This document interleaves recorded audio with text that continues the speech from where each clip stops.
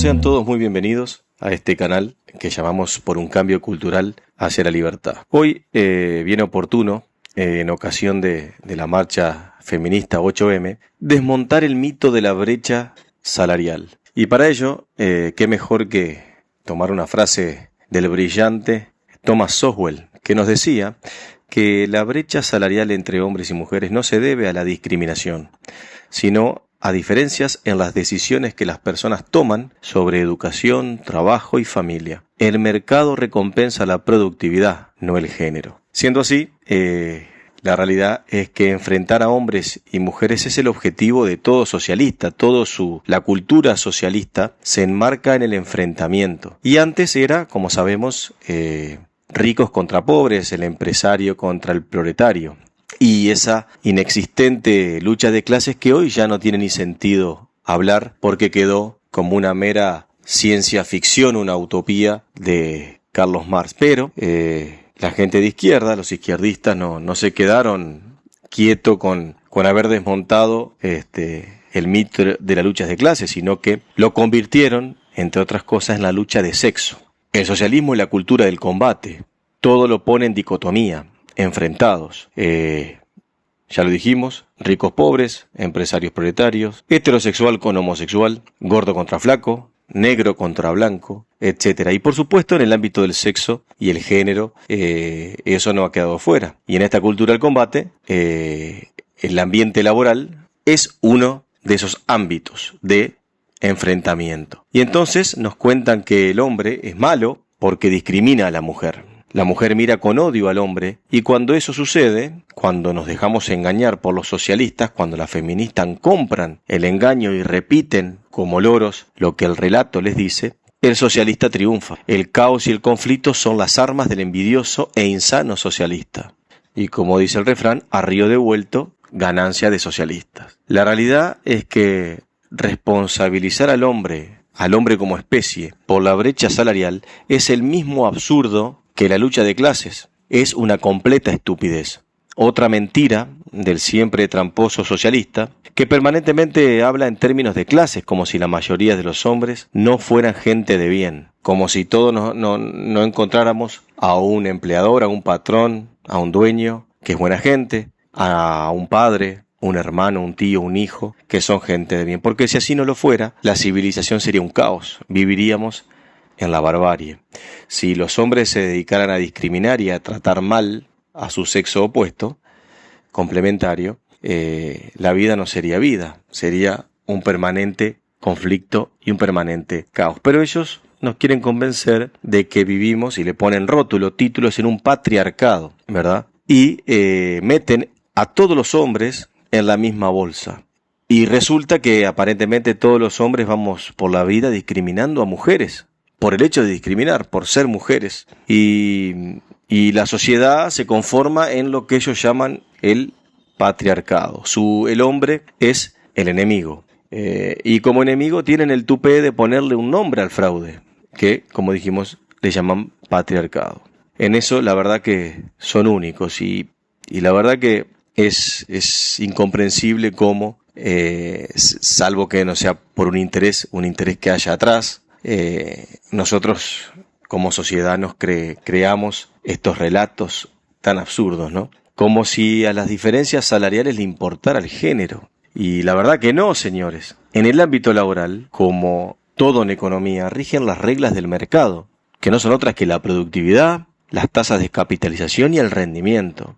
Todo empresario que se arriesga, apuesta, pone su patrimonio, lo que quiere es ofrecer un buen producto que sea de interés para los consumidores y ganar dinero. Le importa un bledo el género, y mucho menos discriminar. La persona que mejore su negocio será contratada, sin importar su sexo. Lo ridículo del relato es pensar que el empresario perderá plata intencionalmente, y que le va a pagar más a un hombre, siendo que la mujer podría ser más barata haciendo el mismo trabajo, o no va a contratar a una mujer que hace mejor la labor, solo por el hecho de discriminar. La discriminación cuesta dinero y el emprendedor o empresario no quiere perderlo por cuestiones ridículas como el género. El discriminar tiene costos, no es gratis, y el empresario no le interesa asumir costos que no sean los habituales, los comunes para sacar adelante un negocio. Nosotros nos hacemos eco del relato, nos dejamos engañar y vamos por la vida repitiendo como pericos los absurdos socialistas, sin siquiera pensar en serio en esta cuestión.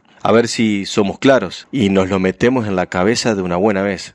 La productividad y el fin de lucro no tienen género. Nadie discrimina en contra de sus propios intereses, perjudicando su propio bolsillo y su propio negocio. Aquí les recomiendo la lectura de la Premio Nobel del año 2023, Claudia Goldin, que en su libro demuestra con estadísticas contundentes y datos duros que la brecha salarial se debe a factores sociales y biológicos, básicamente, propios de la naturaleza, que hacen que la mujer sea menos productiva que el hombre en muchos trabajos. Goldin explica que la mayoría de las veces la brecha se da por diversas razones, que no son la discriminación. A saber, la fuerza física. En algunos trabajos la fuerza es un factor esencial del rendimiento del trabajador y por supuesto de la ganancia del empresario. A mayor fuerza, mayor productividad. Otros son los factores biológicos y naturales, como por ejemplo la maternidad y la crianza de los hijos. Eso lógicamente impacta en la carrera laboral de una mujer y por supuesto su experiencia, su capacitación y sus ingresos. Y luego, como tercer punto, la elección por parte de la mujer de trabajos menos remunerados y el desempeño de los hombres de trabajos que son de naturaleza peligrosa, que son generalmente en donde se arriesga la vida y la salud, que lógicamente tienen mejor paga. Es indudable entonces que el ausentismo o las reducciones de jornadas laborales provocadas por la maternidad y la crianza de los hijos impacta en la productividad. El momento de la maternidad, como le llama Goldin, interrumpe la carrera laboral de la mujer, lo que deriva en una desventaja competitiva, lógicamente, respecto de los hombres, quienes no experimentan una interrupción similar en su carrera. La crianza de los hijos deriva también en que muchas veces las mujeres opten por trabajos part-time, a medio tiempo, con menor remuneración y menor oportunidad de ascenso, o muchas veces simplemente que se retiren temporalmente del mercado laboral. Ahora bien, ¿cuál es el factor más importante que incide para fomentar la brecha? Ese es uno que no proviene de la naturaleza, ni de la biología, ni de lo social, ni de las decisiones personales, que no es otra cosa que la intervención del Estado. Todos los derechos conferidos a las mujeres en nombre de la desigualdad, el género y la discriminación, lo único que hacen es encarecer la contratación de las mujeres. Y esa diferencia la hace la ley. Es la desigualdad ante la ley, que en lugar, como nos dicen a nosotros, de conceder una mejor realidad o derechos a la mujer, lo que hace es perjudicarla. Si ya la mujer era menos productiva por cuestiones, como vimos, sociales y naturales, imaginen ustedes si además se le confieren todo tipo de derechos que lo único que hacen es encarecer más aún su contratación y perjudicar la productividad del empresario. El engaño está en que se nos ofrecen como conquistas laborales, pero lo que no se ve es el impacto negativo de esos derechos, entre comillas, concedidos desde el Estado, que no son otra cosa que privilegios sexistas, que están otorgados solo a favor de un sexo, y que lo único que hacen es perjudicarlas, no favorecerlas. Y como vimos, ¿de qué manera se las perjudica? Encareciendo la contratación y disminuyendo la productividad. La consecuencia de esta discriminación del Estado es desempleo para las mujeres. Como siempre sucede, todos los privilegios que otorga el Estado, simulados en derechos, siempre perjudican a quien quieren favorecer, y en este caso se trata de las mujeres. Genera desempleo. Todo lo contrario a lo que se pretende remediar, porque en el caso de los socialistas siempre el remedio es peor que la enfermedad. Con todo este cúmulo de privilegios, las mujeres quedan fuera del mercado. El precio por sus servicios es siempre más alto y la productividad baja en comparación con el hombre. Las políticas de protección laboral, como las extensas licencias por maternidad, los medios horarios, la imposición de salas de maternidad, las facilidades para el cuidado de los hijos, etc., repercuten en la eficiencia y en el lucro que pretende el empresario o empresaria, y lógicamente todo esto les sale más caro. Y si ustedes suman a esto, a todos estos privilegios, todas las leyes contra el acoso laboral y la violencia de género, que le confiere a la mujer inmensas ventajas laborales con el solo hecho de realizar una denuncia, sin importar su veracidad. A partir de ahí se generan un sinnúmero de derechos laborales o privilegios, como por ejemplo el traslado del lugar de trabajo, la imposibilidad de despedirla por un tiempo, un ausentismo laboral debido a esa causa, las asistencias a tratamientos psicológicos o de otra índole, etc. Todo un cúmulo de privilegio que en lo único que deriva es en que los emprendedores, los empresarios decidan no contratar mujeres para evitar todo tipo de conflicto en su empresa, evitando las pérdidas que le generan las leyes de género y su regulación. El conflicto implica pérdida para el empresario. Y cuando desde el poder, desde el gobierno, se dictan todo este tipo de leyes regulatorias, lo que hace es erosionar la productividad y la ganancia del empresario. Y como dije, hacer que las mujeres no sean, de alguna manera, más contratables que el hombre.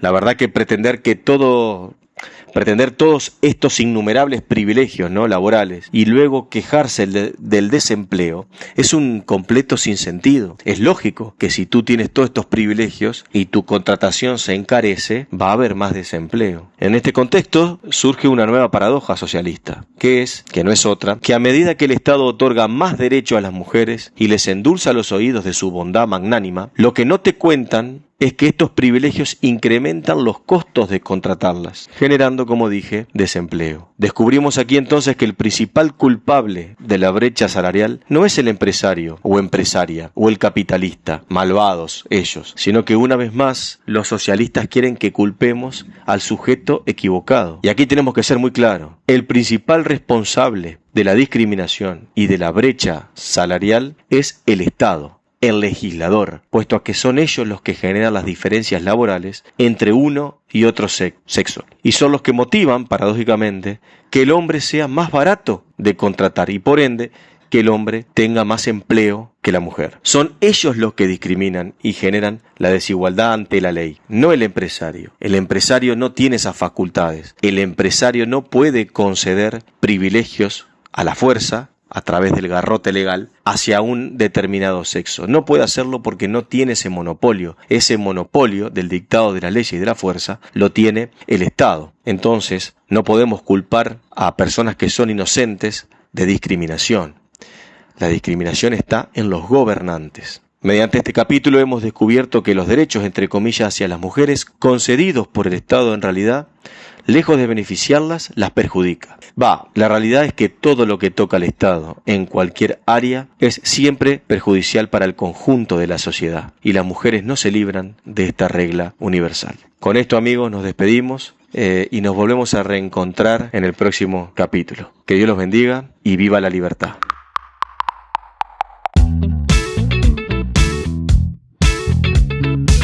Es una producción de Neurovibes por Branca DJ.